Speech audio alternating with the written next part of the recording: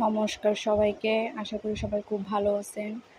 আজকে আজকে বাসায় রুই মাছ রান্না করব। তো বাসায় কীরকমভাবে রুই মাছটা রান্না করি সেটা আপনাদের সাথে শেয়ার করব। তো আমি প্রথমে তেল দিয়ে দিলাম। তেলটা ভালো করে একটু গরম করে নেব। তারপরে এর মধ্যে আগে থেকেই মাছের মধ্যে নুন আর হলুদ মিশিয়ে রাখছিলাম। তো মাছটা দিয়ে একটু হালকাভাবে ফ্রাই করে নেব। অবশ্যই হালকা ফ্রাই করতে হবে, বেশি মচমচে হলে মাছটার স্বাদ থাকবে না। তো তুলে নিচ্ছি, আমার ফ্রাই হয়ে গেছে মাছ। আমার মাছ ফ্রাই হওয়া শেষ। এখন আমি তরকারিটা কীভাবে রান্না করতেছি সেটা দেখিয়ে দেবো। তো প্রথমে আমি তেল দিয়ে দিলাম, তারপরে এর মধ্যে আমি কচু দিয়ে দিলাম। তো কচুটা আমাদের সবার খুব চেনা, আমাদের চট্টগ্রামের মানুষরা